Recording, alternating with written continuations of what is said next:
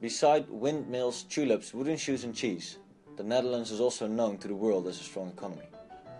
With its GDP of almost $680 billion, it is ranking 21st worldwide. With a GDP of almost 41,000 per capita, it takes 9th place. The universities in Amsterdam, Rotterdam, Groningen and Utrecht are all highly ranked in the world. All these universities are attractive to foreign students. From 2005 to 2010, the number of new enrolled foreign students in the Netherlands increased from 43 to 65,000.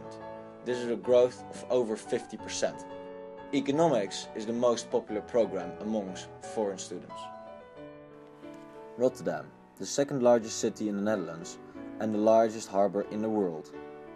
Big companies like Unilever, Robeco, ABN AMRO and ING, together with the harbour, make Rotterdam a versatile business centre.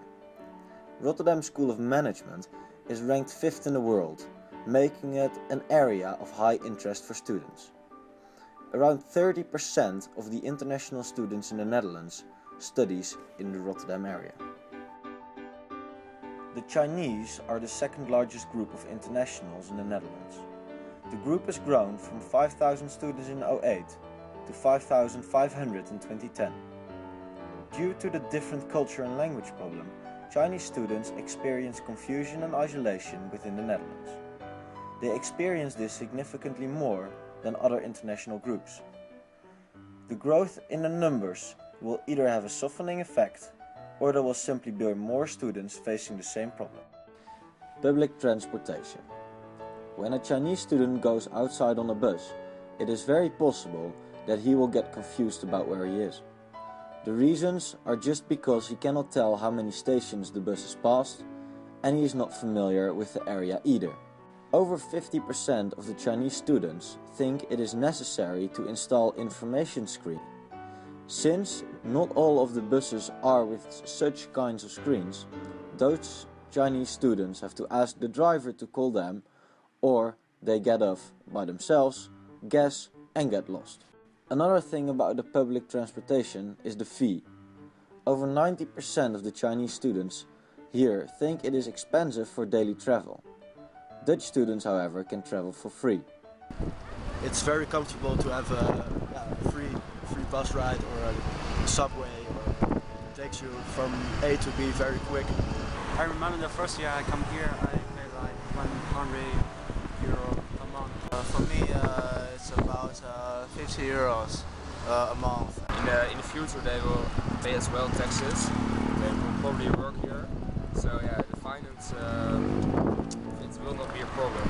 So I think they should also get free transport. Dutch are much easier to make your social life because they can go where they want free, so they can build up social contact.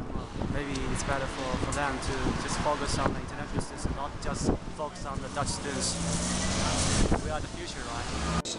For being here as an international student, it's often also driven by the universities like ours who really want to have international students on their campus. Then as soon as they arrive, then you can say they are restricted in relation to other students, because otherwise you do contribute to a bit of isolation.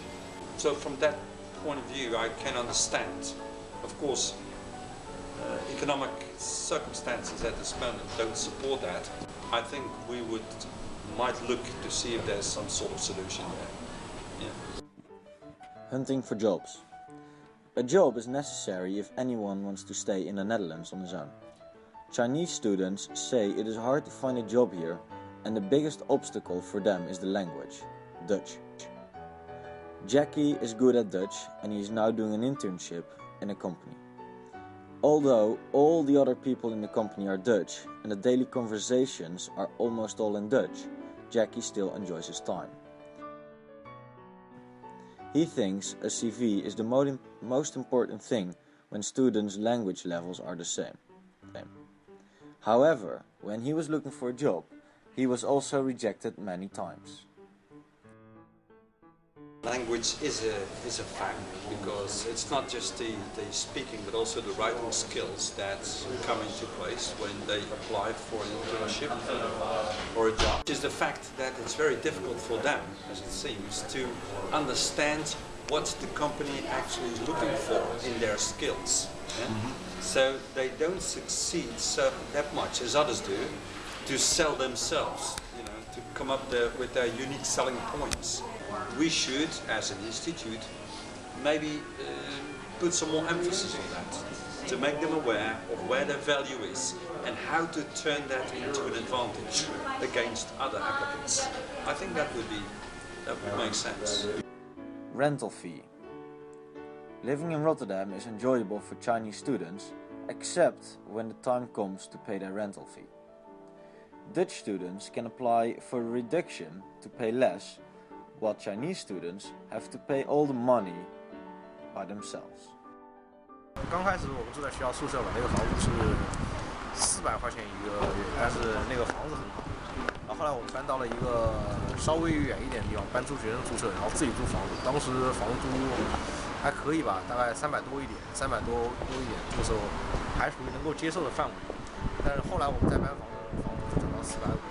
现在我为了要房租便宜点，我只能住到比较偏远的地方，然后房租价格也没有下降多少，还得400块钱左右。这个住的地方是离学校越来越远，地段越来越不好，但是学费也没有减免，然后学费一年一年在涨，然后房租上面也没有减免，然后也没有政策上的优惠。因为我算是比较有经验租房子的，像旁边这家中介，不仅房租很贵，而且我们还要交很重的中介费。这样对学生的平常的生活压力会比较大，包括政府对这方面对我们留学生关注比较少。Medical treatment. Health is your most important thing when you go abroad. However, when you fall ill, you have to make sure you get better quick. What happens to Chinese students when they fall ill? To our surprise, over 60% of students don't know the process to see a doctor, especially for newcoming students. The main reasons are not only that the process is totally different from in China, but students themselves don't have enough awareness to find out. The schools think it's the student's responsibility to discover the process from the insurance booklet and from the school's website. 起码有个表格能详细的告诉我怎么做，要不我就真的不知道。Even though there still should be someone to make sure all international students are covered and know how the medical system works. Although many medicines can be found in normal shops and people can buy them if they like, all the medicine are in Dutch, which brings a big problem to Chinese students. Is that if you go to a shop and you buy aspirin, which is free available, no doctor's recipe, you buy them, you go to the cash register, you pay it, and now the person behind the desk needs to ask, are you aware of the instruction? Do you know how to use it? You have to do that. It's a new rule.